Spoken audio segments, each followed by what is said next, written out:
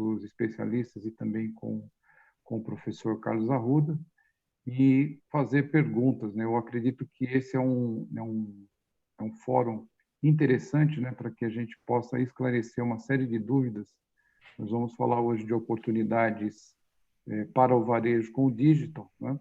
Vários setores da economia vêm sofrendo bastante com a pandemia, mas um dos que soube tirar bastante vantagem aí nesse processo foi o varejo, né?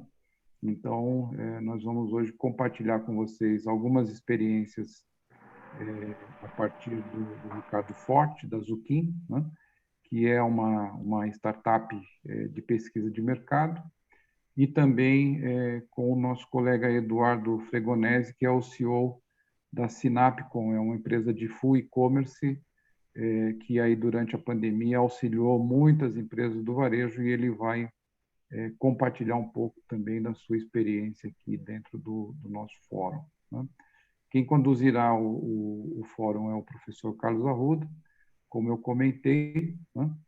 E nós vamos gravar esse evento está sendo gravado para que a gente possa compartilhar depois. Então, é importante que aqueles que tenham alguma questão aí relacionada à imagem, né, que deixem a câmera desligada, mas seria importantíssimo, né, na medida que vocês vão participando desse fórum, que vocês liguem as câmeras, né, para a gente poder interagir de maneira um pouco mais presencial, né, ainda aí no online, mas vendo o rosto de vocês facilita bastante o nosso trabalho aqui, tá?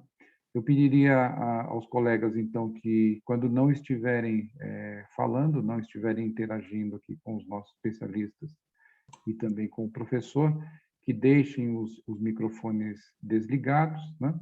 E que mantenham aí o seu caderninho para anotações e mandem perguntas aqui através do chat. Eu, com todo prazer, vou estar encaminhando essas perguntas para os nossos especialistas e para o professor, para que a gente possa criar aqui um ambiente bastante interativo juntamente com você.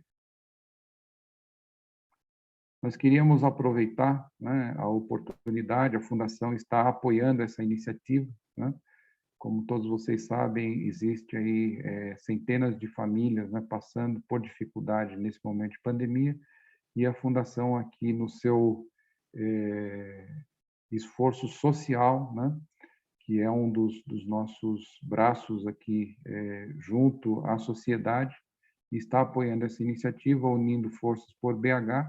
Se vocês puderem anotar aí ou capturar a imagem aqui no QR Code e fazer a sua doação, nós agradecemos em nome da Fundação e de todos os parceiros desse programa, né? Eu gostaria aqui de compartilhar rapidamente com vocês a agenda para que a gente possa iniciar, né? Eu vou passar a palavra agora ao professor Carlos Arruda, que vai apresentar os convidados, né? Na sequência, nós teremos o professor Paulo Renato, falando aí do resultado da pesquisa de maturidade do varejo na era de dados, né? Ele vai conosco até às 18h25. Na sequência, entra o Ricardo Forte, falando dos cases e apresentando aí o trabalho que vem sendo realizado pela Zucchini na área de pesquisa de mercado do varejo. E, após a fala do Ricardo Forte, teremos a participação do Eduardo Fregonese, né, falando para nós aqui todo o trabalho que a Sinapcom vem fazendo dentro do varejo, não só do varejo, né, mas hoje o foco específico nosso aqui seria varejo, né? E a partir das 18h55 nós abrimos para o debate, que aí realmente é onde importa, né? É onde realmente nós vamos poder interagir mais com vocês, né? E contar aí com a participação efetiva de cada um, né? Às 19h20, o Leandro, que é o nosso coordenador aqui do programa, vai colocar uma enquete para que vocês possam nos ajudar aqui na melhoria dos nossos processos, né? Falando o quanto que essa apresentação, o quanto que esse fórum contribuiu para vocês, né? E também já nos ajudando na eleição do tema do próximo fórum, né? Do próximo encontro do varejo, que será no dia 20 de outubro desse ano, nesse mesmo horário. Então, sempre dentro da filosofia da Fundação, nós trabalhamos com os clientes. Então, são os clientes que escolhem, né, qual o tema que é mais relevante para eles. E às 19h27 eu volto para encerrar e para agradecer a participação de todos vocês. Então, passo a palavra ao nosso querido colega Carlos Arruda, que vai conduzir a partir de agora. Um bom fórum para vocês, um bom encontro, e mandem as suas perguntas, né, aqui pelo chat, que eu vou, na medida do possível, já endereçando para os especialistas e para o professor.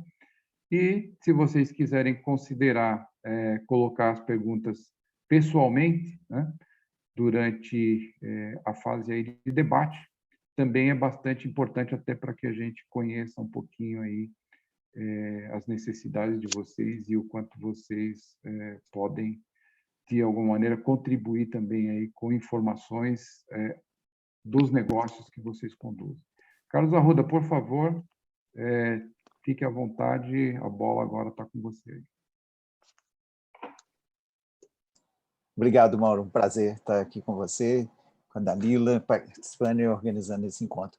Boa noite, pessoal. Tudo bem? Estou vendo aqui, né, um pouco mais de uma centena de carinhas, algumas conhecidas. Muito bem-vindos, espero que vocês aproveitem bem esse momento. Alguém falou no chat que veio buscando muitos aprendizados, e eu também.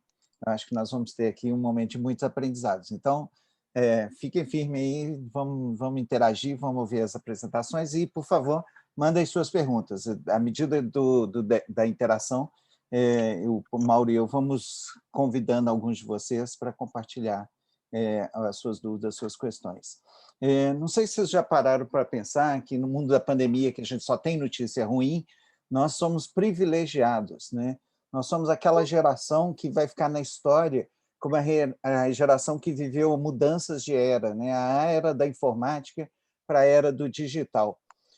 Se vocês imaginarem, né, só para ter uma comparação, imagina o que era uma cidade grande, né? A maior cidade do mundo na virada do século XX era Nova York, onde 70% das pessoas se deslocavam com cavalo e 30% deslocavam a pé.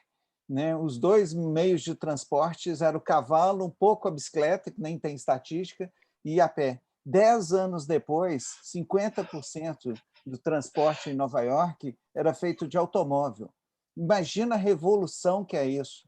Né? Imagina você nascer no mundo do cavalo, que a força motriz da logística do transporte é do cavalo, e 10 anos depois na sua vida, esse animal já está sendo usado mais na zona rural, mais no campo, e uma cidade como Nova York foi transformada.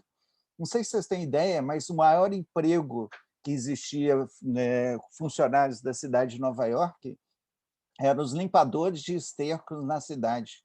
Né? Uma profissão que deixou de existir, apagou de um dia para outro. É esse equivalente do que nós estamos vivendo. Nós somos uns privilegiados que estão vivendo essa transição do mundo mecânico, do mundo da automação para o mundo digital. Né? E o interessante disso, que aqui nessa sala, e nós vamos ouvir dois deles, né, são autores dessa transformação. E nós todos, né, ao participar dessa videoconferência, ao mandar mensagem pelo WhatsApp, ao interagir, nós somos atores, porque os dados que nós geramos, né, na nossa geolocalização, no momento que nós estamos conectados aqui, nos acessos que nós fazemos, isso vai alimentando essa base mundial de dados que vai ser usado depois ao nosso favor, quando a gente fizer uma pesquisa, né, no Google ou em outro sistema, ou quando a gente for fazer uma compra online, etc., muito do que nós interagimos e introduzimos vai ser usado a nosso favor na análise da oferta que a empresa que a gente estiver consultando vai estar compartilhando. Então, é um momento interessantíssimo, né? E eu acho que a gente, né, deveria agora, ainda mais nós que vamos ficar aqui até 7h30, desligar daquelas jornais de más notícias e pensar nas belíssimas oportunidades que nós estamos tendo de aprender coisas novas, de usar novas ferramentas, de ler coisas diferentes. Né? Então, eu acho que eu me sinto orgulhoso de estar vivendo esse momento e essa oportunidade. É lógico que nós todos estamos vivendo o peso de uma pandemia, com muitos sofrendo em família. Eu sinto muito aqueles que tiveram perdas entre amigos, familiares e colegas, mas vamos tentar, nessa 1h30, ver um lado positivo dessa transformação digital. Não sei se vocês têm noção, mas o mundo digital está crescendo 2,5 vezes a economia tradicional. Se nós olharmos as duas empresas que nós vamos destacar aqui hoje, a Zucchini e o Sinapcom, não sei se o Ricardo e o Eduardo vão abrir o jogo, mas com certeza elas estão tendo oportunidades de crescimento graças ao uso dessa tecnologia digital numa dimensão excepcional. Segundo o estudo publicado há poucas semanas pela IBM, o varejo no mundo cresceu 16 pontos percentuais acima da média do seu crescimento histórico. Ou seja, nós estamos vivendo um momento de revolução e de potenciais. Lógico que momentos de transformação também geram momentos de desigualdade. Isso é histórico, uma evolução tecnológica nunca vem sem deslocar pessoas, sem gerar desigualdades. A estimativa do Fórum Econômico Mundial é que o mundo digital vai gerar 96 milhões de novos empregos, 96 milhões de vagas em analistas de dados, engenharias de sistemas, etc., etc. Hoje, agora mesmo, um pouco antes da nossa reunião, eu conversava com 2 jovens que representam uma empresa israelense de robótica no Brasil, e eles estão bombando no potencial de negócio na área de saúde, na área de educação, na área industrial, no varejo, uso de robô no varejo, na área financeira, etc. Então, as oportunidades são em milhões, mas as desigualdades também. O mesmo relatório do Fórum Econômico Mundial identifica que 86 milhões de vagas de trabalho, como aqueles limpadores de esterco lá na virada do século XX, não vão existir. Imagine que você tem profissões tradicionais que foram objeto de muito orgulho para muitas famílias, elas simplesmente vão desaparecer, e nós podemos citar várias delas aqui. E o problema é que esse profissional que hoje ocupa essa posição que vai desaparecer, ele não está qualificado para ocupar os 96 milhões de vagas que estão sendo criadas. Então, nós vamos viver um momento de desigualdade. Isso é um alerta para todos nós aqui nessa sala. Temos que nos adaptar. Eu sou um engenheiro mecânico formado na década de 80, junto com meu amigo aqui, Ricardo Pimenta, nós somos contemporâneos na universidade. Nós somos engenheiro mecânico, nem de automação, nós somos pré-automação, sem falar no pré-digital. Nós temos que repassar, mesmo com o cabelo branco do Pimenta, minha falta de cabelo, nós temos que passar por uma reciclagem. E essa é a realidade de muita gente. E hoje o que nós queremos é provocá-los a refletir e estar consciente da importância de amanhã mesmo vocês repensarem os seus negócios nessa nova perspectiva. Não há lugar para o mundo não digital, como a gente vai ouvir daqui a pouco. E a gente vai começar essa jornada, e, como eu disse, uma jornada de oportunidades, ouvindo, então, meu colega Paulo Renato, nosso professor de logística da Fundação do Cabral, e como o Mauro já chamou atenção, ele vai nos apresentar o resultado de uma pesquisa sobre a maturidade de dados do varejo. Paulo, a palavra é sua. Pessoal, boa noite a todos. Estão conseguindo me ouvir bem? Perfeito, Paulo. Pessoal, é um prazer imenso estar aqui com todos vocês.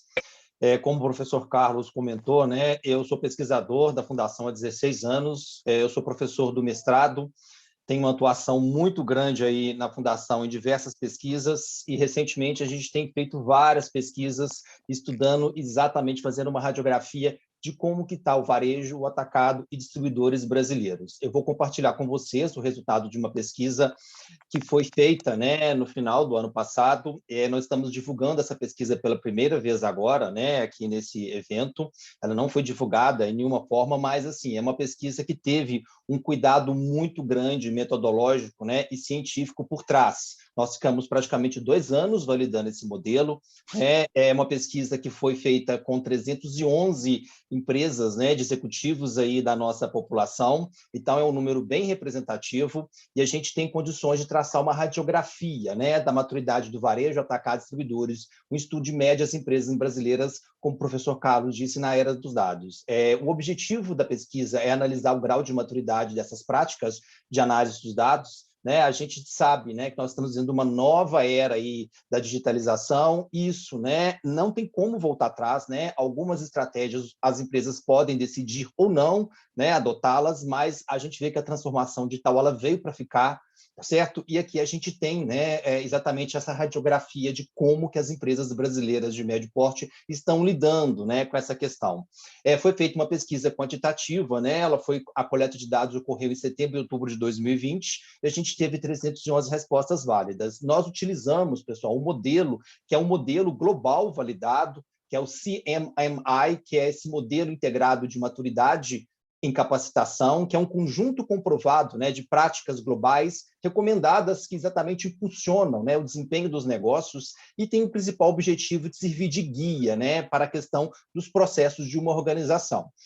O professor Carlos comentou do exemplo, né, de Nova York. Esse modelo foi desenvolvido pela Universidade de Carnegie Mellon, em Pittsburgh, né, no estado da Pensilvânia, nos Estados Unidos, e basicamente, né, o nível de maturidade ele é classificado em 5 modelos, né? Esse modelo inicial, né, que é caracterizado como sendo imprevisível, né, e ocasionalmente caótico. O gerenciado, né, é muito interessante a gente observar esse nível 2, que são processos básicos de gerenciamento de projeto, são estabelecidos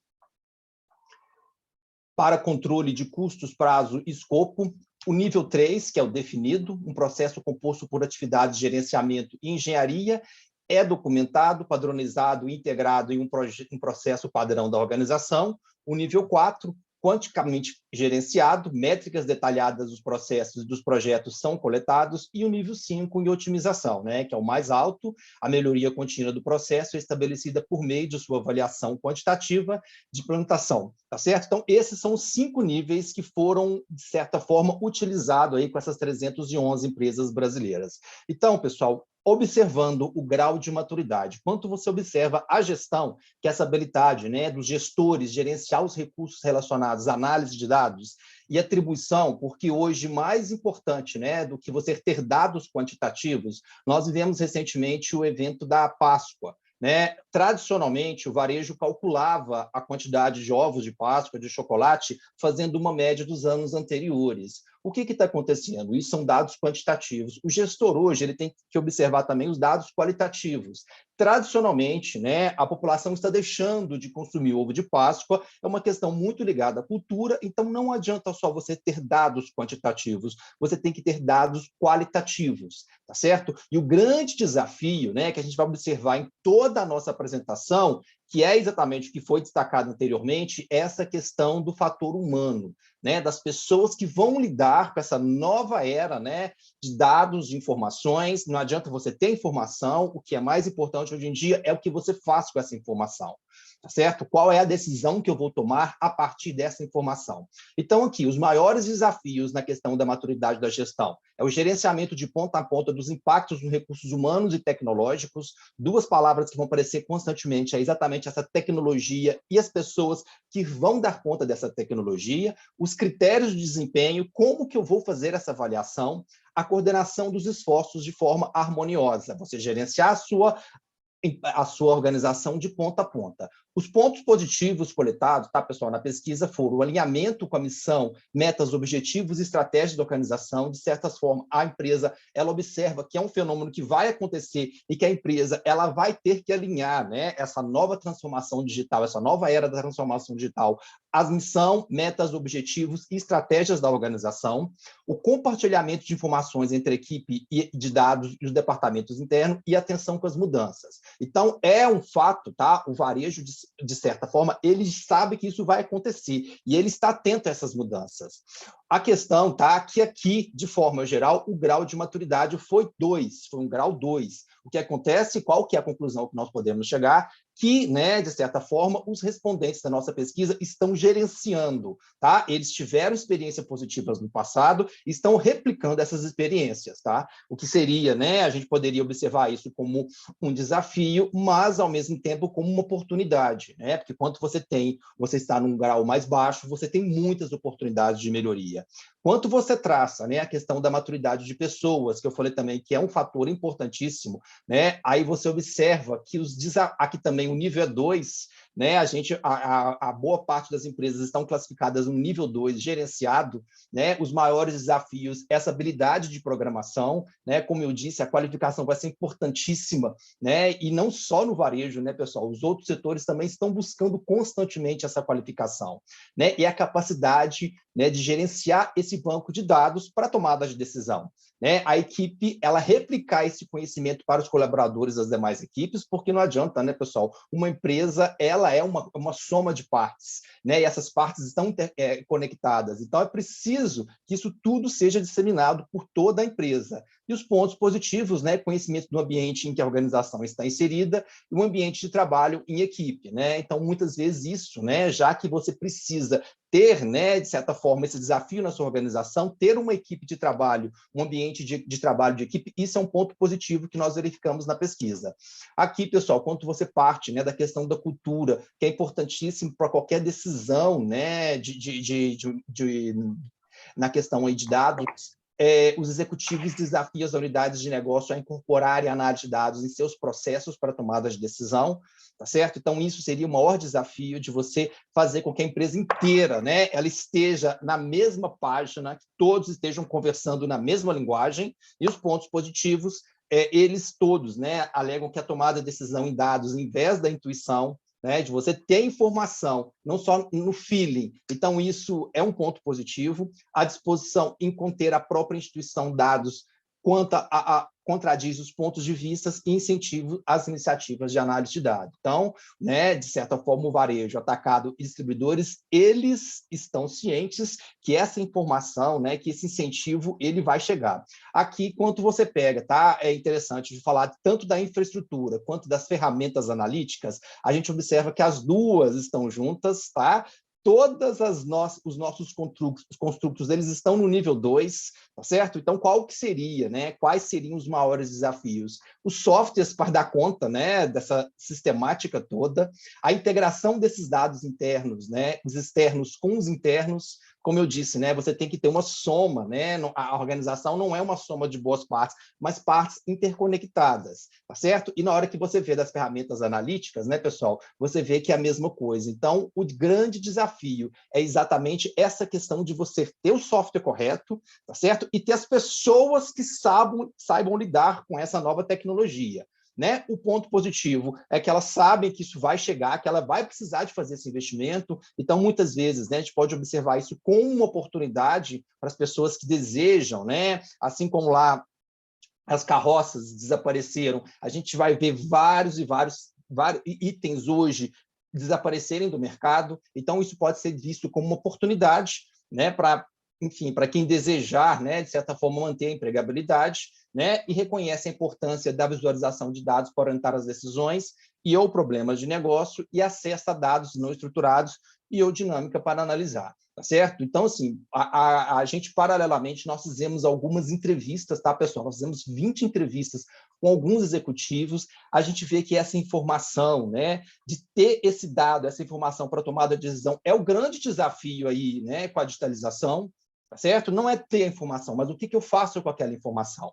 E aí, tá, pessoal? Esse aqui é o modelo, tá? Se alguém quiser mais informações, isso é uma parte, é uma radiografia de uma pesquisa grande que nós fizemos, né? Nós fizemos um recorte aqui para o evento, e aí nós avaliamos também a questão de como que o atacado, o varejo e distribuidores brasileiros estão lidando com a vantagem competitiva, né? A gente vê que entregar no momento certo o que os clientes querem, isso com a pandemia acelerou muito, né? Muitas empresas que estavam focadas na loja física tiveram que migrar para o online rapidamente, né, de fazer entregas, tá certo? Então, fazer esse tipo de entrega, a gente está vendo aí o advento de muitas organizações, né, investindo fortemente no omnichannel, de você ter uma opção, né, para o cliente de entregar, de retirar a mercadoria da forma como ele desejar. Recentemente, né, menos de uma semana, nós tivemos 3 eventos, né, que a mídia divulgou aí muito, que o Boticário comprou uma empresa de inteligência artificial, né, de olho na digitalização. Então, você vê que todos os temas que nós estamos levantando aqui, isso foi, né, de certa forma, discutido na mídia recentemente. O Magazine Luiza, semana passada, comprou a Smart Hind, que é uma empresa de busca inteligente de dados, e hoje eles compraram a Jovem Nerd, que é um site de cultura, né, para identificar, para você pesquisar e fazer a mineração de dados ali, a seleção de dados, e oferecer exatamente o que o cliente quer, tá certo? Pontos positivos. Eles sabem que tem que entregar valor ao cliente e alcance dos objetivos financeiros. Tá? A gente vai ver que, de certa forma, todas essas empresas informaram que alcançaram os objetivos financeiros durante a pandemia. Então, isso é um ponto positivo. Agilidade organizacional, né? Esse é um tema também, pessoal, que tem sido recorrente em todas as nossas pesquisas, a forma como a empresa vai encarar essas mudanças, né, que estão acontecendo e como que ela age, né? Então, o maior desafio é a questão de quanto há uma interrupção no suprimento dos fornecedores. Nós estamos vendo isso recentemente na autoindústria, né? Várias fábricas parando porque não tem peças. Né, quando a pandemia começou, muitas empresas pisaram no freio e na hora que foram voltar, né, aquilo demora um certo tempo a voltar à sua normalidade, né, agir rapidamente para fazer os arranjos alternativos necessários e ajustes. Pontos positivos, né, o varejo está buscando, né, maneiras de reinventar a organização para melhor servir o mercado, né, de entender as necessidades reais dos clientes. Com a pandemia, muitos clientes começaram a ir várias e várias vezes no supermercado, né, pessoal? Porque é aquela questão, a pessoa ela não está tendo nenhum acesso a nada. Então, ela vai lá de manhã para comprar o pão, na hora do almoço para comprar uma salada, à tarde para comprar, né, um leite, um suco, alguma coisa. Então, aquilo virou quase que uma rotina. Aí que vem a importância, né, do médio varejo, porque no grande, geralmente, você não faz, né? Você não tem essa opção. Atender as demandas de resposta rápida, assim como as solicitações especiais dos clientes, sempre que essas demandas surgem. Né? Então, é muito rápido, né? E a tendência é que o cliente faça a agilidade é um tema que vai vir recorrente, pessoal, de forma geral, para o varejo, e a confiança dos clientes na organização. Então, isso aqui é um ponto importante, né? Que os clientes confiam nas organizações e sabem que a capacidade dela de reagir, né? É interessante que nessas entrevistas, né, muitas vezes a gente fez ali alguns levantamentos, são uma geração de famílias comprando no mesmo supermercado, né? Então, os netos, os filhos, aquilo foi passando de geração por geração. Então, há uma confiança desses clientes, né, no varejo de forma geral. E aí, pessoal, só partindo agora para nosso último construto, né, essa capacidade de inovar, que é importantíssima para a era digital, a introdução de novos produtos, esse é o grande desafio, né? Você precisa ser ágil e automaticamente entregar, né, de introduzir esses novos produtos e serviços superior aos concorrentes é um desafio e ponto positivo, né? Eles reconhecem que o varejo precisa ser ágil em ofertar novos produtos e ou serviços. Então, só finalizando, né? Aqui é só o que a pesquisa constatou, né? Tem mais informações, tá? Como eu falei, se vocês desejarem, podem entrar em contato comigo, que isso aqui é compartilhado. Nós estamos na fase agora exatamente de criar esse modelo para a realidade brasileira, né? E com certeza isso vai servir de inspiração para muitos executivos verificarem, né, aonde que ele está mais, enfim, né, mais avançada, onde que ele precisa de investir mais tempo, né, em recursos, gerenciamento de ponta a ponta, né, dos impactos dos recursos humanos e tecnológicos, são 2 fatores importantíssimos, você gerenciar a tecnologia e as pessoas que vão dar conta dessa tecnologia, a exploração de softwares estatísticos, né, e mineração de dados para prever potenciais cenários de mercado, utilização dessas tecnologias, né, alinhar as dimensões no mesmo nível de maturidade, de forma que seja possível que a organização obtenha vantagem competitiva. Então, pessoal, não adianta você investir num único departamento, não adianta eu treinar só o departamento comercial. O departamento comercial ele faz parte de um todo, então o todo precisa, de certa forma, de estar ciente do que está acontecendo na organização. Preparar para o futuro e criação de cenários a partir dos dados existentes e a questão da qualificação profissional. Então, para a gente encerrar, tá, pessoal? Essa aqui é a nossa última apresentação. O nível foi 2, né? De certa forma, a gente vê que o varejo ele está simplesmente gerenciando, tá? Ele teve experiência anterior, ele está replicando aquela experiência. Então, como eu disse, na hora que você pega no nível 5, né? É claro que o nível 5 é o mais alto, então ainda há grandes oportunidades de melhoria. Né? Você vê que o varejo ainda precisa muito, avançar muito nessa questão desse modelo global. O médio varejo, atacados e distribuidores atingiram os objetivos financeiros no último ano, né? Isso foi de acordo com essas 311 empresas que nós entrevistamos, e tem buscado alinhamento entre as análises de dados com a missão, metas, objetivos e estratégia da organização, revendo produtos e serviços oferecidos aos clientes. Então, eles estão cientes, tá? Que eles precisam de investir nessa questão da área digital, eles só não sabem como e quando que, de fato, né, que a questão da pandemia acelerou, mas quanto que, de fato, eles precisam de estar prontos para essa mudança radical. E é grande a percepção das mudanças ocorridas no médio varejo, há um otimismo quanto à entrega de valor aos clientes, preocupação com agilidade e a importância de utilizar dados para orientar as decisões e ou problemas do negócio. Mas o grande desafio é a qualificação profissional e os investimentos necessários para dar conta disso. Então é isso, tá? Se alguém tiver alguma dúvida, eu estou à disposição, tá? Para compartilhar mais dados. Carlos, muito obrigado. Obrigado a você, Paulo.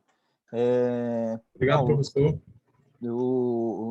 Né, alguém perguntou, esse material que o Paulo está apresentando vai ser disponibilizado para todos que estão presentes. Então, a gente vai encaminhar o material, esse resultado da pesquisa. Paulo, pergunta rápida, resposta rápida. O dinheiro está curto, o cobertor é curto. Se eu tiver que fazer alguma coisa primeiro para entrar nesse mundo do digital no varejo, por onde começar? Qual a primeira ação de uma empresa que está começando, quer começar? Ô, Carlos, isso não é minha opinião, tá, pessoal? Isso foi o que, de certa forma, os executivos falaram, é a questão da qualificação. Certo, cara? Esse que é o principal ponto, tá? Tanto na pesquisa qualitativa quanto na quantitativa. Legal. Obrigado, Paulo. Por nada. Contribuição.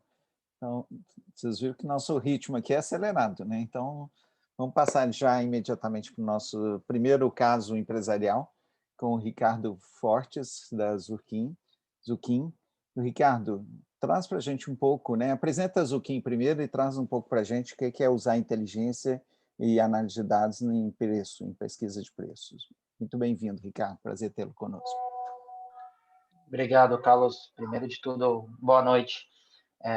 Prazer estar aqui falando. Quero agradecer o Mauro, né, pelo contato, pelo convite e por estar aqui podendo expor para vocês um pouco da nossa empresa e do que a gente está praticando no mercado, de que forma que a gente está ajudando o setor varejista, tá? Eu vou compartilhar a minha tela e vou pedir a ajuda de vocês aí só para confirmar se vai estar aparecendo para vocês. Só um minuto.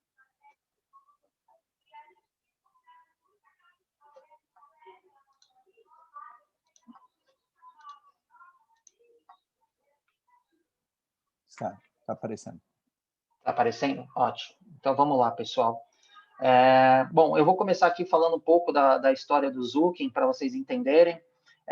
Como já foi falado, somos uma startup, estamos há 5 anos no mercado, começamos lá em 2016, e em 2016 a gente começou fazendo pesquisa de preço para os varejistas, tá? Então, a gente acabou se especializando bastante nessa prática, seja de preço offline, né, no própria loja física, como pesquisa online, a gente se especializou nessa parte.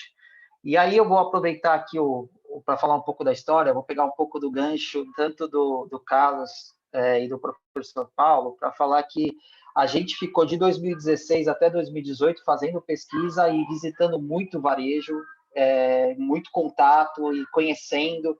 E o que a gente viu foi que tinha uma imaturidade, vamos assim dizer, na gestão de preços do varejo.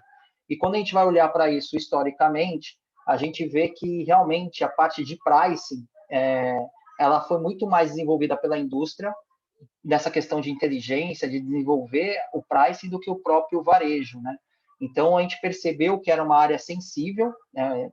Todos aqui, né, os varejistas sabem que a precificação, o price, ele tem um impacto direto no resultado do negócio, e se você não trouxer inteligência para esse processo de precificação, automatizar, entender esse processo, você está perdendo oportunidades e muitos varejos, né, eles acabam tendo dificuldades em razão dessa falha na precificação ou dessa imaturidade. Então, acho que vai muito de encontro à pesquisa que o Paulo mostrou para a gente, dessa questão da maturidade mesmo do varejo em algumas questões do seu negócio. Baseado nisso, em 2018, a gente começou e desenvolvemos um software de pricing. Então, hoje, a gente tem um propósito de ajudar o varejo nessa inteligência de preços, seja na parte de pesquisa de campo, de preços, seja na parte de precificação propriamente dita. Então, hoje à noite aqui, né, eu tenho um tempo, vou apresentar para vocês o que a gente vem fazendo com muitos varejistas.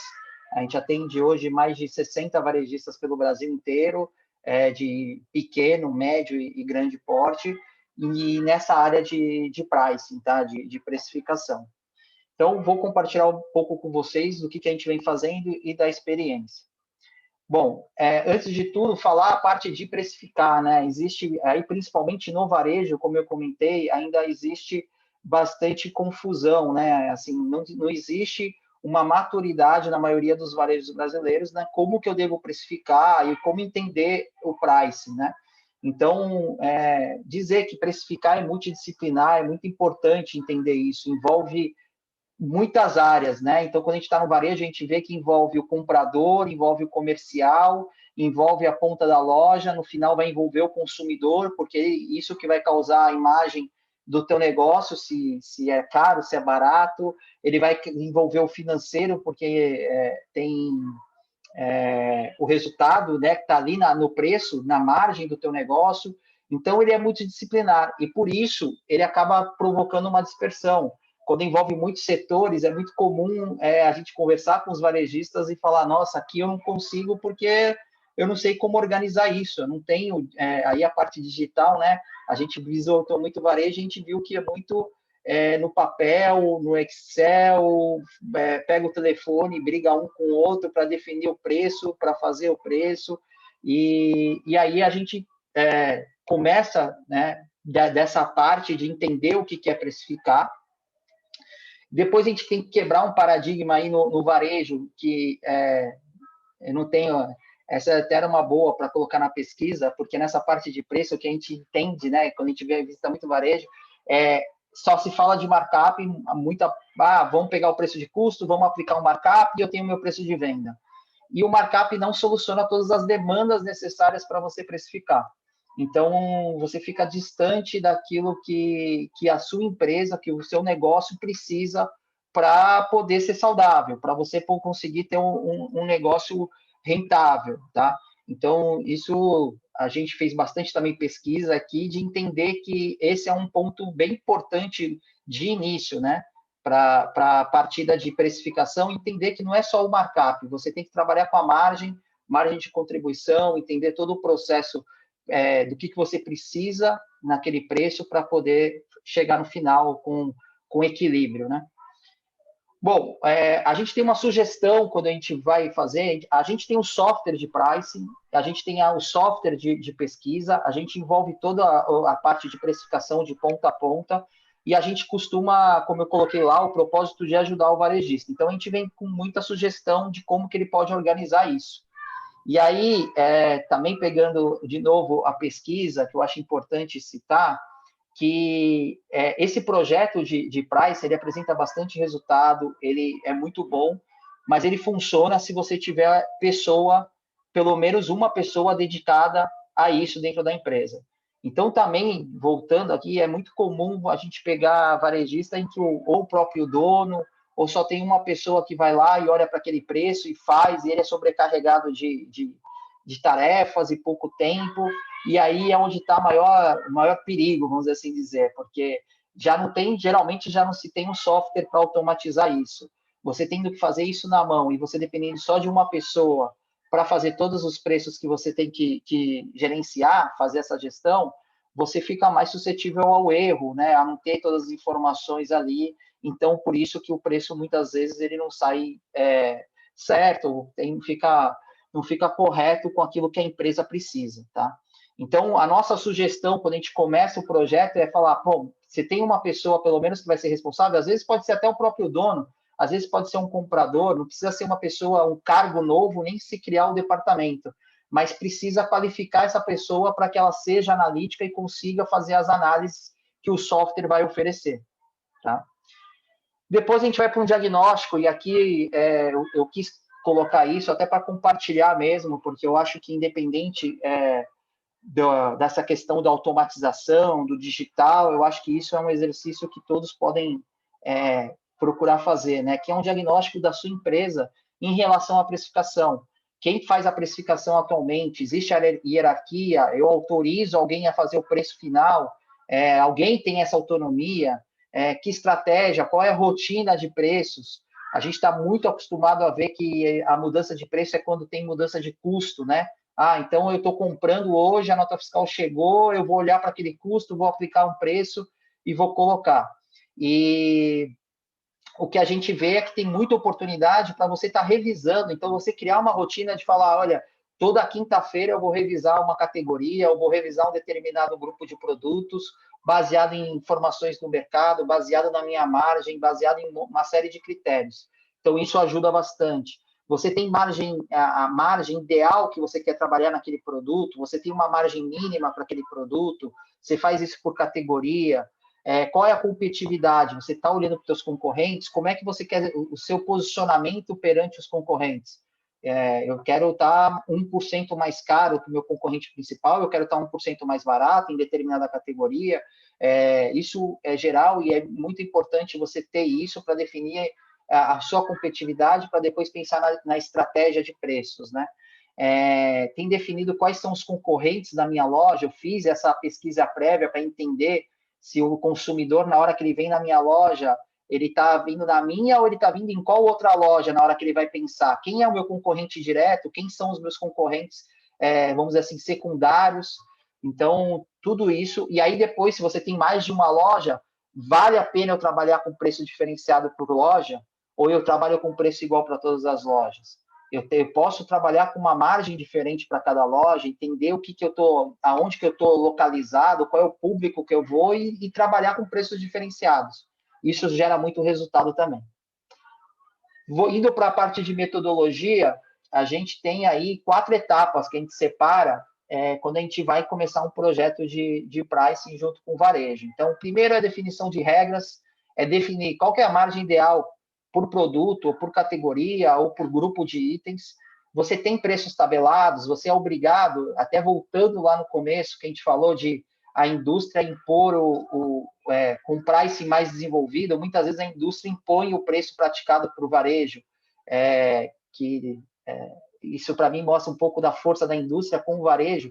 Quando a gente vai para os varejos gigantes, grandes, eles conseguem impor isso, né? É um caminho inverso, que seria o ideal. O varejista que tem que determinar o preço que ele tem que trabalhar, e não a indústria, né? Mas se você tiver preço tabelado, que você é obrigado a trabalhar, você vai conseguir definir isso. Qual que é o produto referência que você tem em cada categoria e como que você quer trabalhar em relação aos outros produtos.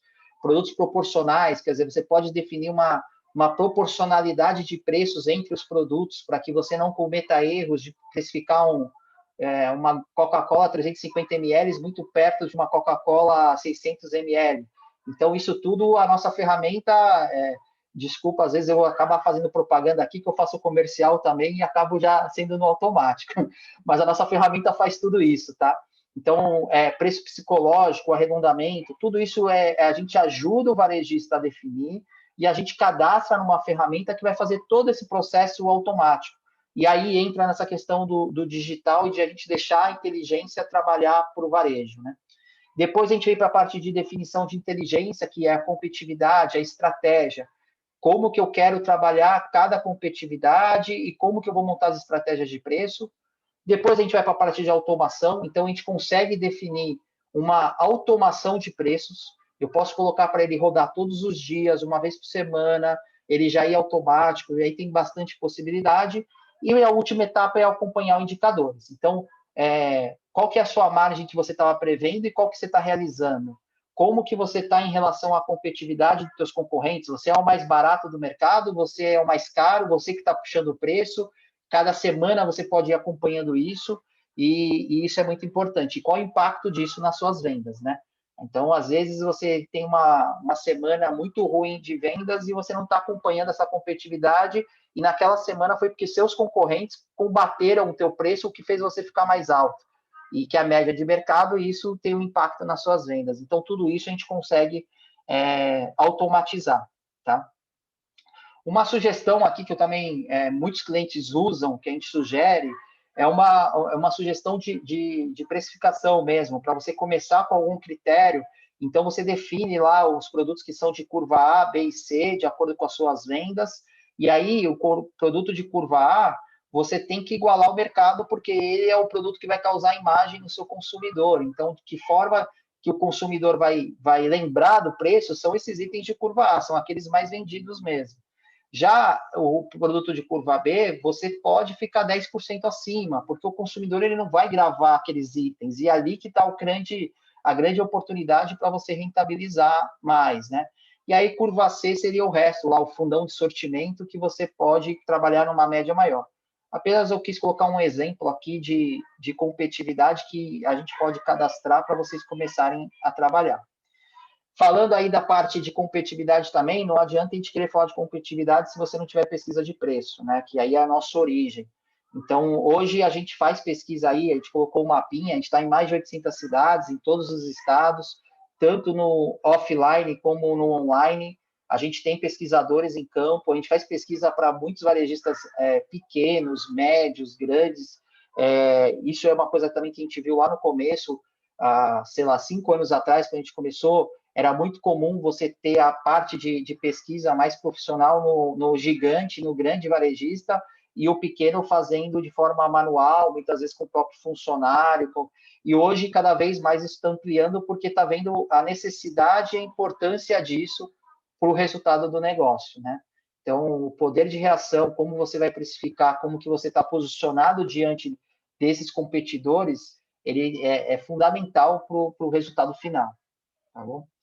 Bom, aqui só para entender profundamente a precificação, essa é uma tela que eu coloquei do nosso software, só para trazer um dash de quando você está fazendo uma precificação nele, quais são as informações que a gente traz para você poder avaliar e tomar a sua decisão. Então, embaixo a gente vai ver item a item, com custo, média de vendas, preço anterior, o novo preço, margem nova. E na parte de cima a gente tem um resumo, um dash onde a gente vai estar vendo tudo isso acontecer. Então, quantos produtos eu estou subindo, quantos produtos eu estou baixando, qual é o impacto disso numa simulação de venda, qual é o impacto disso na minha receita, qual é o impacto disso na minha redução da minha receita, qual é o impacto de margem. Então, eu consigo ter todas essas informações para tomar a decisão mais assertiva para o meu negócio. Tenho a segurança de que eu não vou estar precificando errado no sentido de ter prejuízo por conta de uma precificação que eu não tinha as informações. Tá? Seguindo aqui, a gente tem os indicadores que a gente coloca para acompanhar. Então, tem, como eu falei, a margem ideal versus realizada, eu acho que ela é um básico, assim, padrão, para você poder acompanhar dia a dia, semana a semana, se aquilo que você estabeleceu como margem para o seu negócio, e aí a gente está falando de margem final lá, operacional, é a margem que você está alcançando. Então, isso é muito importante de vocês conseguirem acompanhar, porque é o resultado final. E aí, trazendo um case de sucesso, a gente poderia trazer outros aí, a gente tem, como eu falei, vários cases, mas eu quis trazer o do supermercado Nordestão, que é do Nordeste, uma rede importante, que já está aí usando toda essa metodologia que eu estou falando. Eles já tinham, né, um departamento, mas eles colocaram nossos sistemas, toda essa parte que eu mostrei para vocês. E quais foram os objetivos que eles alcançaram aí, falando um pouco das dores que a gente pegou nesse case, mas que replicam para muitos varejistas. Primeiro, que eles tiveram automação total das precificações. Então, ficou tudo digital e tudo com inteligência artificial. Então, todo o preço que é gerado, ele é gerado já com alguns critérios definidos, e tudo isso está num software, né? Depois ele acabou, isso é muito comum de acontecer também, o conflito entre departamento comercial e quem está precificando, né? Seja um departamento de price, seja o dono, é muito debate, né?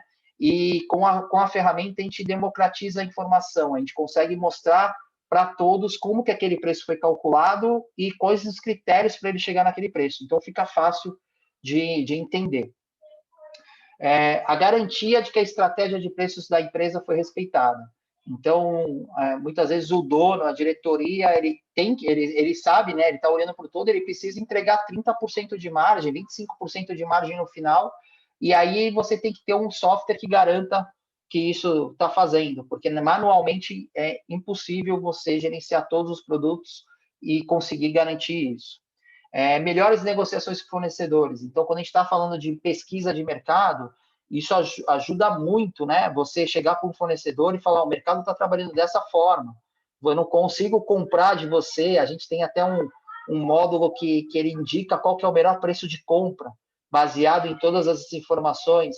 Então, isso te dá muito poder de barganhar com o teu fornecedor no momento da compra. E, por último, o principal, o aumento significativo da margem por categoria, né? Então, você consegue fazer uma gestão de categoria, de margem, precificação e acompanhar se aquilo está sendo alcançado, fazer o mix de margem, abaixar um produto, aumentar em outro para conseguir o resultado final. Tá? Bom, gente, é isso. Agradeço aí, de novo, pelo convite do Mauro, do Carlos. Obrigado por todos aí pelo tempo, né, por me escutar. Desculpa se eu acelerei muito, fiquei preocupado aqui com o tempo. E depois eu fico à disposição aí para perguntas e qualquer dúvida que tiver. Ótimo.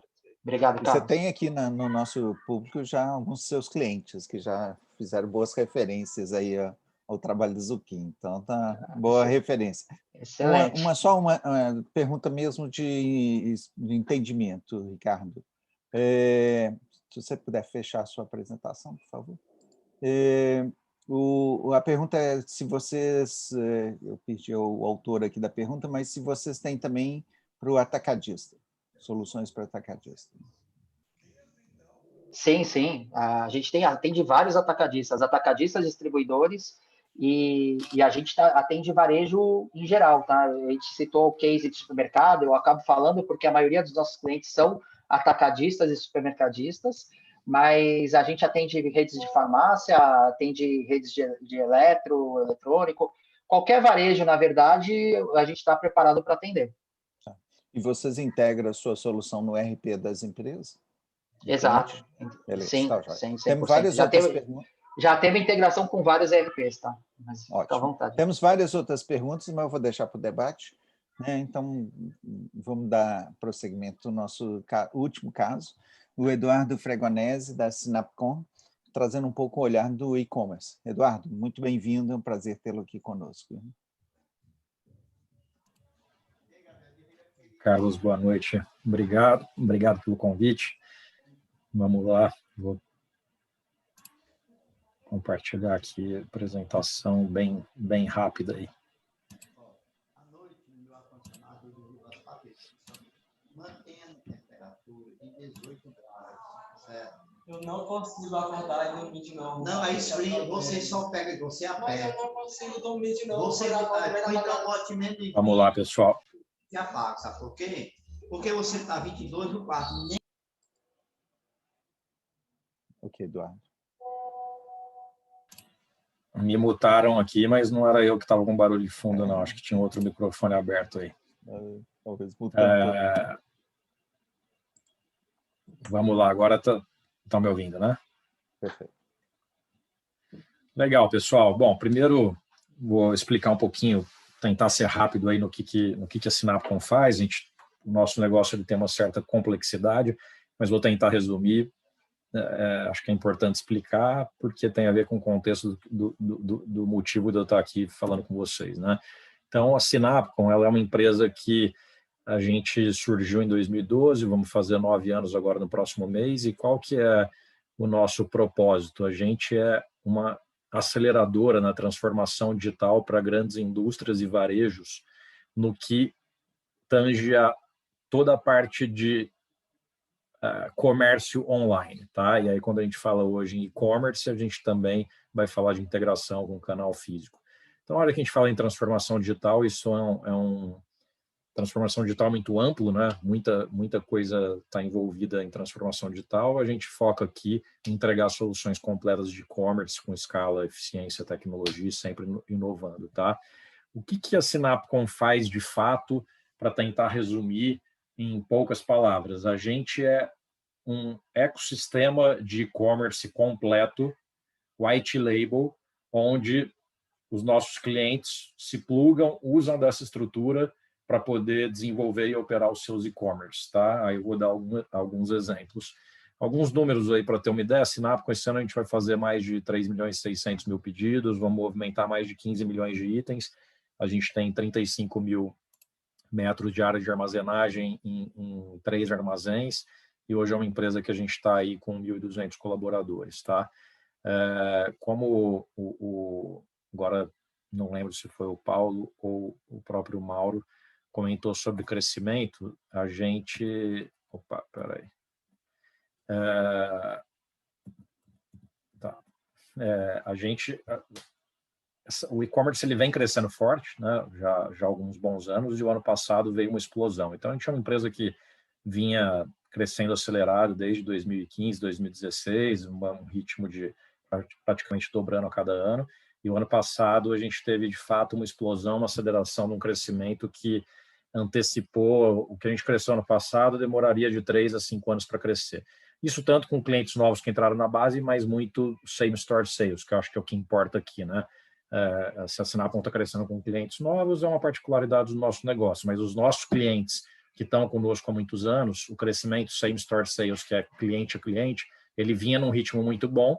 Os clientes, na média, vinham crescendo 30% ao ano, que é bem acima do que o mercado vinha entregando. E o mercado vinha crescendo na faixa de 15%, mas o ano passado nossos clientes, na média, cresceram quase 100%. Tá?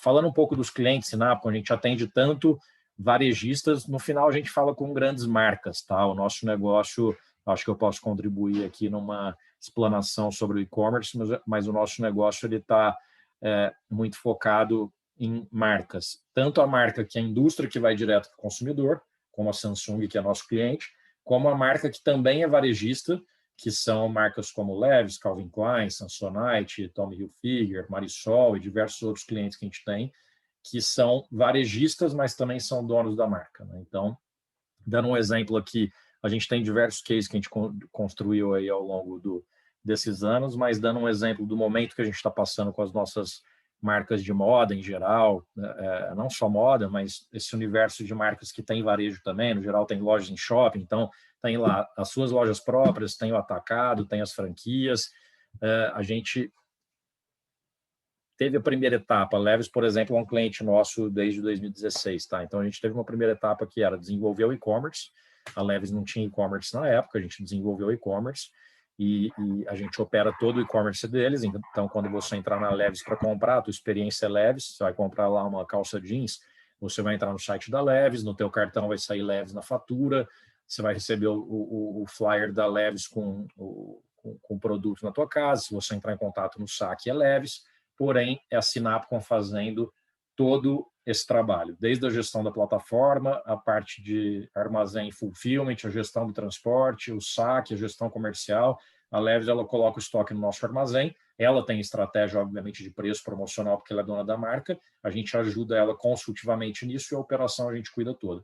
E a Levi's é um case interessante que a gente vem ampliando com eles o projeto, então a gente criou uma loja no Outlet Premium ali em Itupeva, que foi há 2 anos que teve um incêndio e 2 lojas pegaram total fogo lá, uma delas foi a Levi's, estava próximo do fim do ano, eles não queriam perder todo um branding ali que eles estavam mais preocupados até com o brand do que com a venda naquele momento, então a gente montou uma loja onde eles poderiam até ter estoque, mas eles quiseram ter uma experiência só digital, então as pessoas tinham ali alguns produtos para pegar, mas elas compravam online, tá? E a Levi's a gente está num processo agora de omnichannel que eu vou falar um pouquinho mais à frente.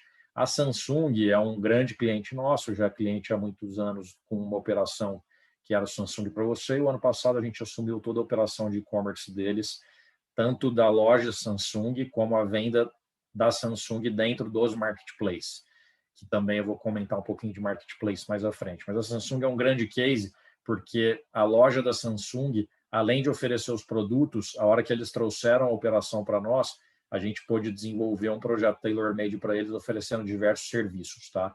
Então, hoje, a gente tem trade-in, que é você comprar um telefone novo na Samsung, você entra com o teu telefone usado como meio de pagamento, e a gente faz toda uma operação para fazer isso funcionar. Você tem o Samsung Care, que é o seguro, você tem serviços de instalação que a gente está entrando agora para produtos como ar-condicionado, e você tem um começo de um projeto Omnichannel, que a gente entrou com prateleira infinita, que é as lojas que eles têm, 300 lojas, as lojas poderem vender produtos para o cliente que está ali na loja, que não tem na loja disponível naquele momento, ele vai lá e usa o produto do e-commerce para não perder essa venda, para gerar mais vendas, atender o consumidor e a loja também ganhar uma comissão, tá? Então, a gente tem cases diversos. Para a Philips, a gente tem o e-commerce da Philips, mas também a gente montou um projeto que é o Aluga Philips, que a Philips ela aluga produtos, por exemplo. Você tem um ferro da Philips que custa R$1.000. Se você, para pagar R$1.000 no ferro, de repente você quer testar antes, então você vai lá e pode alugar um produto. Então, a gente foi desenvolvendo aí, ao longo da nossa história, diversos projetos interessantes. A Marisol, a gente tem um case que a gente tem o Clube Marisol e a gente tem as lojas da Lilica, da Tigor, e a Marisol está começando agora a se tornar um marketplace. Então, além da gente vender os produtos da Marisol nos marketplaces, como a B2W, Mercado Livre, Nadafit, etc., a gente está transformando a Marisol no marketplace, integrando produtos que têm a ver com o ecossistema Marisol, para a pessoa entrar no site da Marisol e poder comprar um brinquedo da ReHap ou uma almofada da FON, mas o produto, o portfólio mais infantil, e outros muitos que a gente vai estar integrando aí, tá? Então, a ideia da Sinapcom é a gente desenvolver o e-commerce para a marca, entender o que a marca tem no ecossistema dela e desenvolver um projeto que seja integrado com a empresa e não somente um e-commerce desplugado do resto, tá? A hora que você vai pensando um pouco aqui, né, a gente trabalha muito com indústria, então eu acho que o foco aqui é eu pontuar mais para como a gente enxerga o negócio para o varejo, né? No nosso entendimento, eu já passei, nesses 9 anos, eu passei diversas fases na empresa, sou CEO e cofundador da empresa e estou desde o início. Então, eu lembro que no início, quando a gente começou em 2012, as marcas de moda ainda estavam pensando e decidindo começar a entrar no e-commerce, né? E aí, hoje, todo mundo tem seu e-commerce, é muito difícil as marcas que não têm. E aí, outras categorias ao longo desses anos vieram para o e-commerce. A gente está passando um momento agora que a indústria farma, no último ano, e esse ano também, nesse primeiro quarto, vem procurando muito e-commerce, mas aí estamos falando de indústria. Então, o primeiro passo não dá mais para não estar no digital. É mandatório você fazer para o varejista ter a opção de atender o cliente online, porque se você não fizer, outras dezenas estarão fazendo. Obviamente que cada tipo de varejo, cada setor, cada categoria de produto é uma coisa, mas a gente acredita que é mandatório você estar online, né? O ano passado, com a pandemia, isso ficou mais latente ainda. Para mim, já era mandatório antes do ano passado, mas o ano passado passou uma chancela que não tem como você não estar online. E a hora que você vai montar um e-commerce, a gente brinca que é um iceberg, né? Muitas vezes você olha só a parte de cima ali, que está para fora da água, que é a própria plataforma de e-commerce, são os marketplaces que você está integrado, é a usabilidade da tua plataforma, é o gateway de pagamento com os meios de pagamento que você oferece, com o sistema de fraude, é o customer experience, que é o atendimento ao consumidor, o saque, mas o saque pensando em toda também a experiência do consumidor. Então, são os contatos que tem ali com o consumidor final, que já é o que fica mais claro para quem não é do negócio. Mas a hora que você vai desenvolver o e-commerce, você tem dezenas de softwares que fazem parte de uma composição de e-commerce. Você tem plataforma, você tem integrador, você tem WMS, TMS, você tem sistema de BI, você tem sistema de CRM, você tem sistema de saque. Então, são dezenas de sistemas integrados com uma estrutura particular para e-commerce, que você precisa ter uma logística que você vai fazer o pedido fracionado, você precisa ter o saque, que é específico para e-commerce, você precisa ter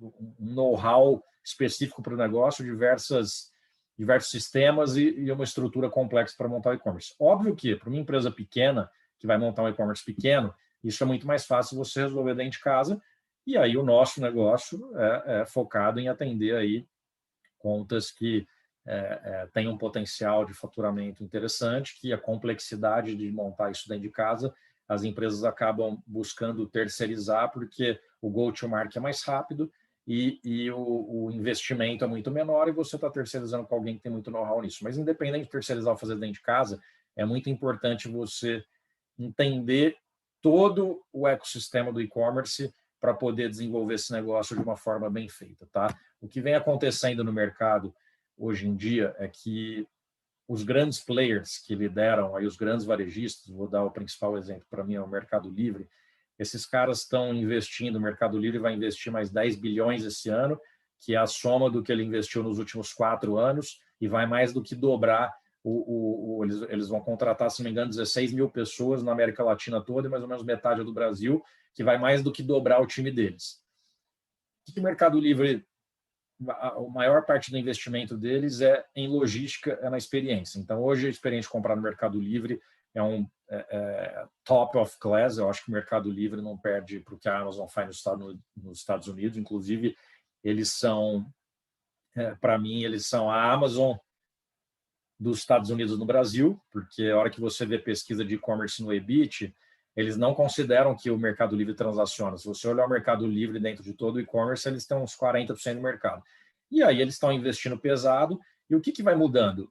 A experiência do consumidor. Então, você que mora em São Paulo, capital, que há 2, 3 anos atrás você comprava, se você recebia em 2, 3 dias na tua casa, você achava a experiência maravilhosa. Hoje, se você receber em 3 dias, você já acha mais ou menos. Você já espera receber no dia seguinte, no máximo 2 dias, que é o que os grandes players, como Mercado Livre, Americanas, Magazine Luiza e etc., vem fazendo. Tá? Então, independente do tamanho do teu e-commerce, você precisa entregar uma experiência de qualidade para o teu consumidor final. Eu acho que esse é um ponto importante. Tá? Aqui nesse slide, a gente tem aqui, de uma forma mais simplista daquele iceberg que eu mostrei no outro, o que a Sinapcom oferece como solução que completa aí a necessidade toda de um e-commerce. Né? Então, é a plataforma, é a gestão da operação, é a logística, é a parte de pagamento antifraude, o saque, toda a parte de foto e conteúdo para produto, o OMS, que é o Sistema de Gerenciamento de Pedidos, BI e Marketing Digital. Agora, quando você vai definir ir para o e-commerce, o que são os pontos importantes aí? Primeiro, é o escopo do projeto. Né? Você tem que ter clareza o que você vai desenvolver e para onde você vai. Então, quem é varejista e tem lojas, eu acho que eu vou comentar um pouquinho no próximo slide, eu acho fundamental você já pensar num projeto de e-commerce que tenha no teu escopo a integração com o teu canal físico. Tá? Você precisa definir se você vai montar uma estrutura interna, externa. O mindset digital é muito importante, porque não adianta ter um e-commerce se dentro de casa você não tem o time querendo fazer essa história acontecer. Isso a gente vê muito em todo o tamanho de empresa. A empresa que tem um time que está engajado para fazer aquela história acontecer, o negócio voa. Tem grandes empresas que têm potencial de ter um grande e-commerce, mas que existe um conflito interno, que o digital é visto ainda como um conflito muito forte com os outros parceiros, né, com wholesale, aí, com atacado, com distribuidor, com varejista. Se a empresa não tem um time engajado, o negócio acaba não tendo um desempenho nem perto do que pode ter. E qualidade da experiência é o que eu acabei de comentar, um exemplo de Mercado Livre, que assim, os grandes players ele tem uma escala que outros vão ter, mas você precisa pensar num e-commerce que você entregue uma qualidade para o teu consumidor que esteja você tem que buscar ser próximo disso, tá? Falando aqui para o varejista hoje, o que eu vejo como dois desafios ao mesmo tempo que é oportunidade, eu acho que tem 2 pontos principais. A hora que você vai desenvolver o e-commerce, você tem que pensar que você tem a omnicanalidade como uma obrigação, e aqui a gente fala de integração de sistemas, que é um desafio, porque isso é complexo, e aí, com a integração de sistemas, você tem que orquestrar os seus canais de venda e estoque. Qual que é a ideia? Se a Levi's ela vende um produto, uma calça jeans para uma pessoa em Belém do Pará, e ela tem uma loja num shopping lá em Belém do Pará, que está a 2 quilômetros dessa pessoa, por que eu vou mandar uma calça jeans do armazém aqui de São Paulo lá para Belém do Pará? Muito mais barato sair dessa loja e atender o cliente com custo menor e com mais agilidade, muito mais rápido. Ele pode comprar uma calça jeans da Levi's em Belém, que é distante, porém ele pode receber até no mesmo dia porque saiu de uma loja.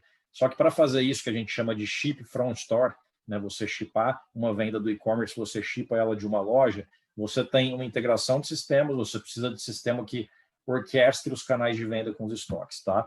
Atendimento ao consumidor unificado, hoje o que eu vejo é, a maioria dos e-commerce ainda é, o saque do e-commerce atende e-commerce, tem outro saque para atender lojas físicas, e aqui isso é super importante, o consumidor se sentir único, independente do canal de venda que ele vai lidar com a marca, do canal que ele está se relacionando com a marca, tá? Isso aqui já está ligado a CRM, que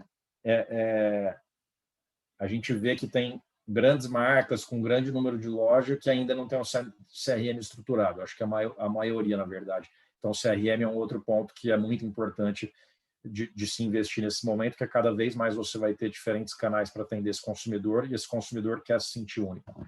E serviços diferenciados para o consumidor, que a hora que você fala em omnicanalidade, você pode oferecer, como eu dei o exemplo de Belém, um ship from store, você pode oferecer um click and collect, click and retire, que a pessoa comprar no e-commerce e resolver retirar numa loja, e outras funções aí, como você ter o prateleira infinita, que você não vai perder uma venda, o cara está na loja lá e quer uma calça jeans do tamanho 42, você não tem para atender, em vez dele ir embora e na loja do lado comprar, você atende ele com o estoque online que ele vai receber em casa, então você acaba entregando mais serviço e mais experiência.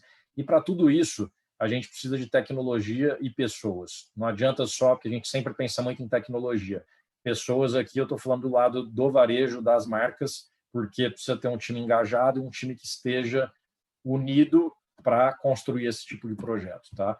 E um outro ponto que eu acho super importante é as oportunidades que tem dentro dos marketplaces. Então, hoje, 78% do faturamento do e-commerce é através de marketplace. Como que funciona essa história?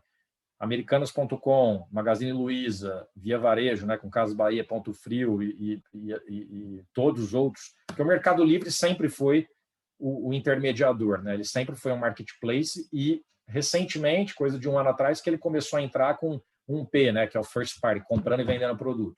Mas o negócio dele é marketplace, vendedor vendendo para o comprador. Mas todos os outros varejistas eram só varejo até poucos anos atrás. Eles começaram a se transformar também em marketplace. Então, hoje, o B2W, Americanas.com, você tem mais venda que vem dos sellers, que é o 3P, do que venda de um P que eles compram e vendem. Então, todo varejista, se tem um e-commerce estruturado, óbvio que você não precisa obrigatoriamente do e-commerce, mas cada vez mais você vai precisar, porque você precisa de uma operação estruturada para atender os níveis de qualidade que eles querem, para um seller estar bem ranqueado lá. Mas você tem um mercado bilionário de grandes varejistas que se tornaram um marketplace, onde você pode vender seus produtos pagando uma comissão que, dependendo do varejo, dependendo da margem, é factível você vender ali e ter lucro. Então, você traz, né, você está pondo o teu produto para vender em mais canais, com um tráfego de clientes absurdo, e você está dando mais visibilidade para a tua marca. Tá? Então, em linhas gerais, é isso que eu queria compartilhar com vocês. Obrigado, Eduardo. Eduardo, antes Muito de bom, passar... Eduardo. Obrigado, viu? Carlos, Obrigado, Mauro. eu queria... Obrigado, Edu. Eu queria aproveitar aqui que a gente está com uns minutinhos, né? Pedir já para o Leandro colocar o link que nós vamos fazer a enquete, né? A enquete, pessoal, tem dois objetivos, né? O primeiro é avaliar o encontro, para que a gente consiga melhorar sempre mais, né? E também ouvir a opinião de vocês sobre o próximo tema que nós vamos trazer em outubro. Então, vocês podem tanto capturar aqui no QR Code com o celular, quanto aqui no chat, né? O link para que vocês respondam a nossa pesquisa, tá bom? enquanto vocês vão respondendo aí, o Carlos segue aqui com o debate agora, que eu acho que é uma parte aí mais rica, né, do nosso encontro. Carlos, por favor. Obrigado, Mauro. Eu queria aproveitar aqui uma pergunta que foi feita, Eduardo, durante a sua apresentação, que é do Roberto, sobre precificação. Roberto, você quer elaborar um pouco a sua pergunta? Pode ligar seu microfone. A pergunta leva em consideração o seguinte: se a minha empresa tiver interesse em contratá-lo, qual é a base de preço para negociação? É o valor fixo, ou uma comissão sobre as receitas ou incrementais? Enfim, estou curioso em saber, por favor. Legal, a gente, no geral, é um percentual sobre as vendas. O que a gente faz é entender qual que é o tipo de produto, o ticket médio, quantos itens por pedido na média, qual que é a cobertura de estoque. A gente pega algumas informações de variáveis ali e a gente coloca o pacote de serviços, inclusive, no geral, nossos clientes, tem coisas que são modulares, tá? Mas no geral o custo da plataforma de e-commerce, que a gente usa muito VTEX, usa Magento também. Plataforma não é nossa, tá? Isso a gente usa o que tem de melhor no mercado. Então, a VTEX hoje é uma líder aí do mercado. Então, o custo da plataforma, o custo de pagamento antifraude, de cartão de crédito, de custo de análise de risco, de chargeback, mais todos os nossos serviços a gente coloca num pacote e você tem um percentual sobre as suas vendas, sendo que varia muito de acordo com o ticket médio e tipo de produto. E quando você vai crescendo as vendas, esse percentual, aos poucos, ele vai diminuindo por faixa. Entendi. Obrigado. Eduardo, mais uma pergunta aqui, não há assinatura de quem perguntou, é como saber se o negócio digital é escalável?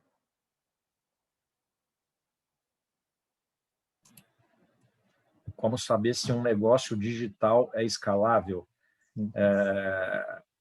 Eu vou tentar entender, porque assim, eu vou entender a pergunta como, eu não sei se quem perguntou quer detalhar melhor, mas então vou perguntar, se o negócio, talvez se o negócio, o varejo da pessoa no digital é escalável, talvez seja isso, porque digital por si só ele já é algo escalável, né? Se você tem um negócio puramente digital, sei lá, uma plataforma de e-commerce, por exemplo, é muito fácil você escalar, porque você está vendendo software, né? Então, agora, para você entender se o teu negócio é escalável, a gente trabalha hoje com todos os tipos de produtos, né? A gente trabalha com, eu até vi alguma coisa mais para cima que eu acho que era do Ricardo ainda, de material de construção, a gente tem Tigre como cliente, a gente tem várias categorias de produto. Eu falo que dentro de casa a gente tem um benchmark ali interessante. Agora, o que acontece? De um lado se você tem uma marca, que é uma coisa é você ser puramente varejo, outra coisa é você ser marca mais varejo. Então, se você tem uma marca e essa marca tem uma relevância no mercado, como, enfim, vou dar um exemplo de um gigante que é a Samsung, que é nosso cliente, esse negócio ele vai ter uma demanda por si só, porque a marca já é muito grande, ela tem uma demanda geral, então a demanda dela no online vai ser muito grande e o e-commerce vai vender muito por si só. Se você tem uma marca pequena, você precisa... vamos falar que você tem uma marca desconhecida, você está começando uma marca, e aí você tem 1, 2 lojas, você tem 3, 4, 5 lojas, mas a marca ainda, 3, 4, a marca não é desconhecida, já começa a ser conhecida, mas você tem uma marca ainda nacionalmente pouco conhecida. Se você abre um e-commerce e você põe um e-commerce no ar e você não tem uma demanda já que vem para a marca, é como se abrir uma loja numa rua vazia, num shopping vazio. Então, você precisa criar esse tráfego. E esse tráfego, ele custa caro. Então, por isso que hoje um caminho muito interessante para você colocar um e-commerce para rodar de uma marca que não tenha muita relevância para trazer um grande tráfego, você não investir tanto nisso, é você ter o teu e-commerce e plugar nos principais marketplaces. Porque se você tem um produto que tem demanda no mercado, que está com preço adequado, que teus concorrentes você consegue se dar bem, mas é uma marca ainda de pouca expressão, nos marketplaces você tem tudo para vender muito bem teu produto. Então, eu acho que essa é um pouco da minha resposta, porque todo negócio pode ser escalável no e-commerce, né? Você, sei lá, tempos atrás, você falaria de algumas categorias aí que hoje estão vendendo super bem no e-commerce que ninguém pensava em comprar. Mesmo que moda já está faz tempo na primeira categoria em volume, em primeiro lugar em volume de pedido, mas você pegar, sei lá, material de 15 anos, construção. fala. Material de construção. Exato. Nós exato. fizemos junto com o A Martins. única coisa que tem, por exemplo, Carlos, desculpa, a única coisa que o que eu vejo na indústria pura é onde ainda tem muito conflito de interesse. Dentro da indústria, assim, o time, a diretoria que cuida dos varejistas, dos distribuidores, o e-commerce para ela é algo que é ruim porque gera um conflito com essa turma. E aí a turma do e-commerce muitas vezes é um negócio ainda pequeno dentro da indústria, não consegue se desenvolver tão bem. Então, aí é uma coisa muito mais política, interna, do que potencial de escalar mesmo. Eu vou convidar o Ricardo para entrar na conversa, se o Leandro puder colocar o Ricardo em evidência aí. Bom, Ricardo, precificação em situações de e-commerce. Né? Como que a gente poderia fazer uma parceria entre a Zukin com a Sinapcom? Não, deixa o Eduardo na tela também, por favor. É isso. Então, da nossa parte é bem tranquilo, porque é o varejo precificando. O que acontece é que no e-commerce é muito mais dinâmico do que numa loja física, né? Então, aqueles conceitos e o fluxo de preço que eu mostrei, né? Esse fluxo de informações no e-commerce, a inteligência ela acontece e troca preço, às vezes dentro de 1 hora, de minutos. O Eduardo conhece bem, então você coloca lá os critérios que você quer, ficar mais barato, ficar mais caro, e o robozinho ele vai lendo os outros sites, vai processando esses preços e já vai autocando dentro da tua loja. Isso já está bem avançado também. A gente tem alguns cases aqui dentro também que utilizam para e-commerce a nossa ferramenta e essa questão da precificação. Como é que você vê isso, Eduardo, o desafio da precificação no e-commerce e a atualização rápida dos preços? De novo, né, a gente tem várias categorias de produto dentro de casa. Então, se você entra no mercado de moda, é um mercado que não olha muito para isso, porque eu estou falando de quem é marca, né? As marcas, elas tabelam um preço. Então, assim, se for falar da Swarovski, que é cliente nosso, ela tem um preço, ela pratica aquele preço na rede dela inteira, os franqueados não ficam dando desconto, e mesmo o atacado trabalha dentro dos valores que é acordado. Mas a hora que a gente vai para clientes nossos que são, tipo, a Diageo é cliente nossa, né, que tem uma variedade de bebidas grandes, clientes nossos de consumo ou de tech, para esses caras a precificação inteligente é fundamental, porque você consegue varrer, né, como que tá acontecendo o preço no mercado, nos concorrentes. Muitas vezes o teu concorrente é o teu parceiro, né, porque quando você é marca, você está vendendo para ele está vendendo o teu produto e você também direto. Então, a ferramenta ela é fundamental para o varejista que tem essa briga mais forte de preço. Né? Pois não, Eduardo. O Ricardo. Não, ia só complementar que aqui, né, eu acredito que no grupo de pessoas vai ter varejistas que já estão no online e estão só no físico, mas no online, só lembrando que o consumidor ele está a 2 cliques de comprar em outro lugar, né? Então, o preço ele é muito mais sensível. Na loja física, o consumidor ele está lá, ele pode até falar, não, já estou aqui mesmo, não vou. No e-commerce não existe isso, né? Como o Eduardo comentou. Então, a sensibilidade de preços do e-commerce ela é muito maior. Se você não tiver preço atrativo, a não ser que você seja uma marca, né? Fazendo esse parênteses, lógico que a marca consegue impor, mas se é um produto que está em vários sites, ele vai dar 2 cliques lá e o próprio Google, né? Hoje é o maior buscador que tem, então sim, não tem dúvida. Eduardo, a gente ainda tem uma particularidade que é interessante, que como a gente trabalha direto com a indústria, a gente vê que mesmo a indústria ela nunca vai entrar rasgando para ser o preço mais baixo. Então, ela vai adequando para estar próximo do varejo. O varejo fica essa guerra. A Amazon é clássico, a história da Amazon, que ela tem essas ferramentas próprias e ela sempre vai fazendo de uma forma que ela está um pouquinho mais baixo, mesmo perdendo dinheiro. Mas o consumidor, como a gente trabalha com o site, que é o site próprio da marca, da Philips, por exemplo, a gente vende super bem produtos da Philips que a pessoa consegue comprar mais barato na americanas.com. Porém, a diferença de preço para o consumidor estar se relacionando direto no site da marca, sabe que se precisar de alguma coisa, ele vai falar com a marca, ele acaba resolvendo pagar um pouco mais do que comprar na B2W de um seller X que ele não conhece. Mas isso é uma particularidade de a força que também a marca tem em relação ao consumidor, mas a importância da ferramenta de precificação no e-commerce é muito grande. Eu tenho uma última pergunta, Eduardo, que veio para você, mas eu queria que o Ricardo também refletisse sobre ela. Bem interessante a pergunta do Júlio. Ele fala o seguinte: nesse momento de pandemia, muitos varejistas estão tentando acelerar suas operações. Quais são os primeiros passos para ele conseguir analisar seu potencial digital e uma forma rápida de estruturar o negócio? E aí ele completa dizendo: qual seria o prazo médio para esse varejista conseguir atuar no e-commerce ou o Ricardo conseguir implementar ferramentas digitais de precificação? Vou abrir para os dois a segunda parte. Eduardo. Tá.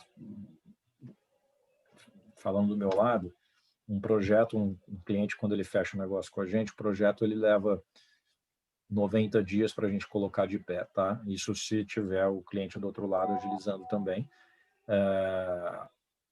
Porém, depende da complexidade do projeto, pode ser mais rápido ou mais lento. Para montar isso in-house, eu acho que é um projeto que deve levar seus 6 meses aí, pelo menos, tá? Qual que é o ponto? Uma pergunta dessa precisaria entender qual que é a categoria de produto, né? Então, por exemplo, a Tatiana colocou sobre supermercado, né? Hoje a gente tem a hora que você vai falar em supermercado, depende se você é um pequeno supermercado ou se você é uma rede, vai depender um pouco da estrutura, porque as pessoas elas estão, grocery é uma categoria que no e-commerce ela é muito recente.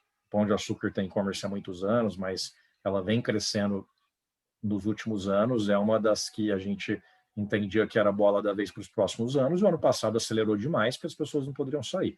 Então, depende da região que você está, e depende dos teus concorrentes, e depende da tua rede, tá? Porque eu vou dar um exemplo. Aqui em São Paulo, você tem grandes redes e essa turma toda fazendo seu e-commerce próprio. E fora isso, você tem o Rappi, e aí o iFood também que entrou com o supermercado, que esses caras queimam muito dinheiro. Então não dá para o cara que é uma rede pequena ficar brigando com outro que está lá fazendo captação de BI e queimando dinheiro. E esses caras queimam dinheiro para poder trazer o consumidor, dando desconto, isso, aquilo, e também vendendo os artigos do supermercado. Então, assim, colocar uma operação no ar, em 3 meses você pode colocar, ou no máximo 6 meses. Agora, avaliar o potencial dessa operação depende de cada segmento, de cada setor. Eu acho que se no geral, o que eu vou falar cara, monta o teu e-commerce e usa dos marketplaces que tem bilhões de vendas ali.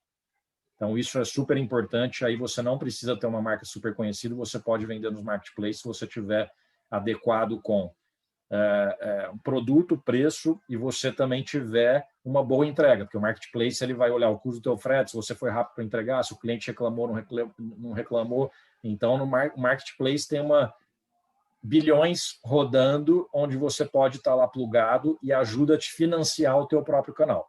Agora, se a gente for entrar em cada setor, aí teria explicações diferentes para cada categoria de produto.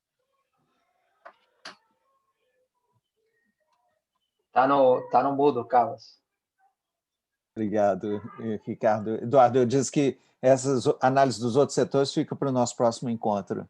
Ricardo, qual que é a sua leitura? Quanto tempo para implantar um sistema de inteligência de preço? Então, o nosso sistema de pricing é geralmente de 30 a 60 dias. Vai depender bastante da maturidade da rede, do varejista, né? Como que ele está lá, porque tem muito dessa questão de não ter ainda a definição das estratégias, da competitividade. Então, isso pode levar um pouco mais de tempo nesse processo de definição, mais do que até a própria implementação do sistema. Então, tem essa curva de aprendizado, vamos colocar assim, para poder fazer o projeto rodar. Mas de 30 a 60 dias eu acho que é um prazo médio interessante. E queria só aproveitar o gancho, dar um pitaco aí nessa parte de e-commerce. Como eu perguntaram de supermercado, eu venho acompanhando bastante esse mercado. Tinha antigamente, né, o site mercado, e aí, como o Eduardo comentou, os gigantes estão tudo comprando, né? O site mercado, se não me engano, foi para a B2W, que é da Americanas, a Magalu comprou o outro. Então, o mercado de marketplace para supermercado, aqui a gente ainda está começando, mas não tenho dúvida nenhuma que vai explodir. Então, quem perguntou, eu acho que a resposta do Eduardo é perfeita. Monta o seu e se prepara para vender no marketplace, porque vai ser o caminho também para o varejo alimentar, assim, que é um mercado que teve uma entrada mais lenta para o e-commerce e a pandemia fez todo mundo pisar no acelerador, não teve jeito. Sem dúvida. Pessoal, muito obrigado, Eduardo, obrigado, Ricardo. Realmente foi uma honra poder ouvi-los aqui. Tem vários elogios aqui a toda a fala, muitas outras perguntas, mas, como eu provoquei, vamos deixar para o próximo debate, senão a gente responde tudo agora. Eu acho que a mensagem principal que vocês trazem, né, não só a mensagem de ação, é a mensagem de atitude, né? Ou seja, nós estamos vivendo um momento de muita transformação em velocidades muito rápidas. Então, ter uma atitude, né, principalmente os nossos ouvintes aqui, os nossos participantes que são empresários, empreendedores, gestores das empresas ou mesmo consultores de empresas, não é um momento de ficar observando, ficar parado, é momento de aprender, de experimentar e de agir, né? Então, eu acho que esse é um elemento fundamental. Nós estamos num momento de ação com aprendizado, com experimentação, tendo parceiros como vocês para apoiar nesse esforço, mas não é um momento de esperar a boiada passar, porque quando ela passar, virá com muita transformação. Então, uma vez mais, muito obrigado. Muito obrigado a todos que ficaram conosco até agora. Eu passo a palavra para o Mauro. Obrigado, Carlos Arruda. Excelente condução, né? Queria mais uma vez agradecer aqui os nossos especialistas, né? O Eduardo, o Ricardo, o professor Paulo Renato, com a sua contribuição muito relevante também aqui, né, para o Centro FTC de Médias Empresas, né? Parabéns. Agradecer mais uma vez a equipe de mercado que esteve aqui apoiando, né, os nossos associados regionais, aos nossos clientes, né, pelo tempo que vocês dedicaram, pela participação ativa de todos vocês, né, e aos convidados também, né, deixando aí o convite, né, para que vocês possam interagir com a Fundação Dom Cabral, caso necessitem de alguma solução aí alinhada às necessidades de vocês. Uma ótima noite para vocês, uma ótima semana, né? um ótimo resto de semana aí. E parabéns a todos, muito obrigado. E até o dia 20 de outubro, né, desse ano, quando nós faremos um novo encontro aí, baseado na pesquisa, baseado na enquete aí que vocês responderam. Então, eu pediria que antes que vocês desligassem, né, agradeceria se vocês pudessem entrar no link aí da enquete, o Leandro está colocando mais uma vez, para a gente poder ter um número maior, né? Nós estamos com em torno de 90 respostas já, mas quanto mais, melhor. Uma ótima noite para vocês, obrigado e até a próxima.